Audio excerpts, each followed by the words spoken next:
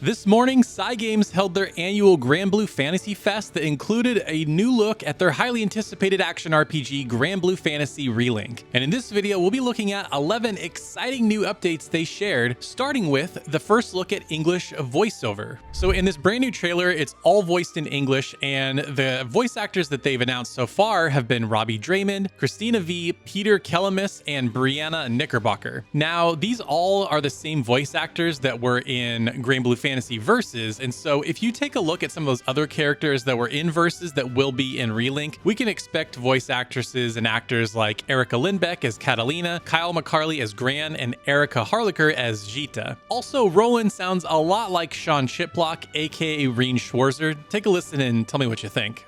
The Church of Avia grows bolder by the day.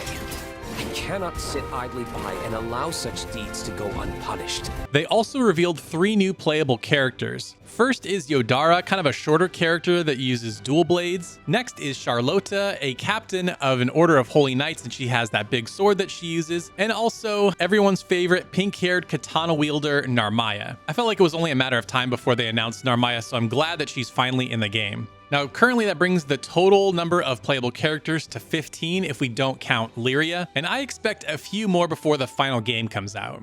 Next, we got our first look at the villain, Id, or at least one of the villains. The description that they gave for this character is a knight of unparalleled strength, currently serving as one of the 3 generals of Avia. He poses a threat to the crew as it traverses the Zega Grand Skydom. Now, after a quick bit of research, I couldn't find him in either Versus or in the base game, so he appears to be a new character, but for anybody that's played the mobile game, please let me know in the comments. And as for other villains, there seems to be this teaser sting at the end. They're talking about a character named Lilith. And again, I couldn't find anything about this character, so it may be new as well. But coincidentally, I did find another character named Lilith in a totally different game that uses Narmaya's design. So I don't know what that means, but I thought it was kind of a funny coincidence. And also in this shot here, you can see Lyria in the background. And for those of you that don't know, Lyria is the kind of skinny girl with the teal hair, and she's wearing shoes, which doesn't seem like a big deal, but she almost never wears shoes. So is she mind controlled? Is it a clone? Is it a totally different character? It'll be interesting to see how this little piece plays out in the full game.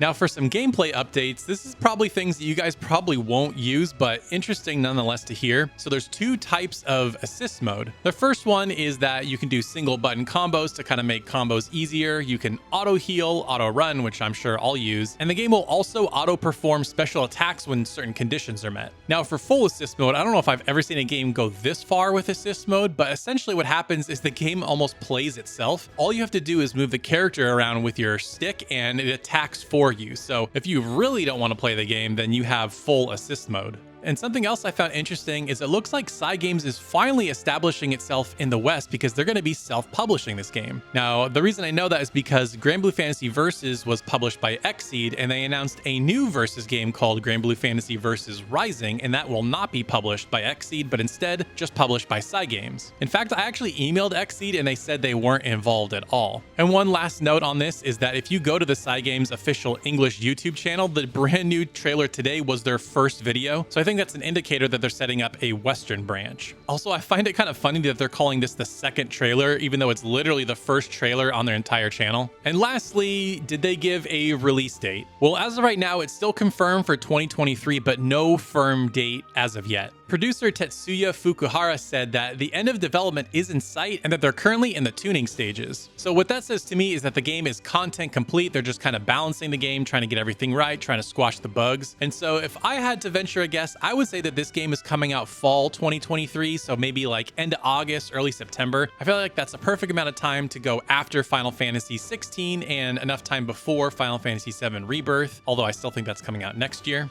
But nonetheless, this was a really exciting new trailer, lots of cool new announcements. What do you guys think? Are you excited for this game? Do you think it's still coming out in fall? Do you think it's still coming out at all? I know I see a lot of comments of people saying it's never going to come out, but let me know what you think in the comments below. And if you want to see what other JRPGs are set to release in 2023, make sure you check out this video right here. And special shout out to Patreon producers Tyler Kuzawa and Reset Switch. Thank you so much for watching, and we'll see you next time.